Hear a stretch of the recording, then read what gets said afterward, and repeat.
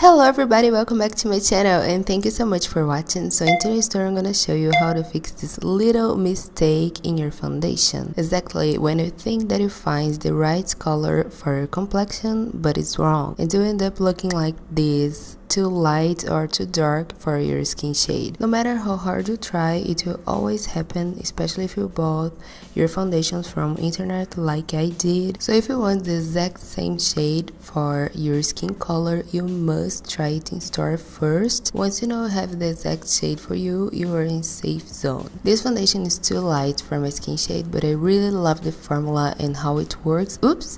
I did a mess again. This is from Wet n Wild and I love the formula, especially for the price point. So I was trying this foundation for the first time today and clearly you can see this is not my shade. Before I apply the foundation, I just applied a primer. I'm using Hangover by Too Faced. I love this primer, it smells so good and make my foundation last longer throughout the day. Once I have the foundation all over my face, I'm gonna just blend using this bright pink Kabuki brush by Sigma. I love this color, it's so unique and represents the pink October and it makes the meaning of this brush even more special. So I'm gonna just buff it out the foundation all over my face best as I can because as you can see it's not my shade, but I love the formula and how it feels on my skin. For sure I'm gonna get a darker shade. As it's not working, I decided to pick up the excess of product using my damp beauty blender. This is from Sigma as well. And now don't worry, you don't have to remove everything and start off again. You can just find another foundation with a closer texture of this one that you're already using. Here I don't have a darker shade of the same foundation, but I'm gonna try to find a similar one but even darker than my skin shade since I am using a super lighter shade, and I decided to go for this foundation that is one of my favorites. This is Clinique Beyond Perfecting Skin and this is the shade Vanilla, which is too dark for me and I'm not afraid to be happy, so I'm gonna just dot it all over my face and then I'm gonna blend it all again using the same bright pink brush. I absolutely love this Wet n Wild foundation. I think it works so well for my skin, but I had this little problem with the skin shade that is not matching with the color of my foundation, but that's okay. I love the texture and how it works for my skin, and as you can see I could fix this little problem with another foundation. This is a really normal mistake that happens with everybody, so don't worry, you can fix it in a minute. As I mix it two foundations directly in my skin, I'm gonna just make sure that everything is well blended with the beauty blender again. Using this trick, this step is really important if you want a flawless finish in your foundation.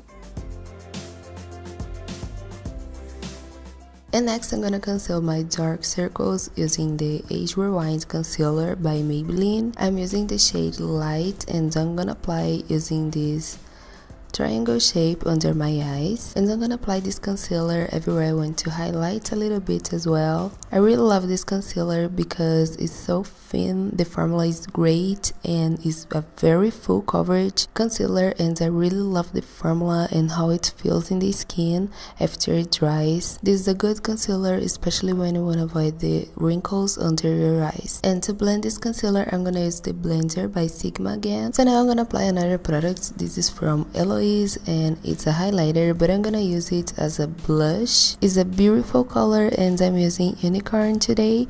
This is to give a more glowy blush finish in my skin, creating this healthy look, and I really love this lasting long formula of this product. They have amazing colors as well and I really love it.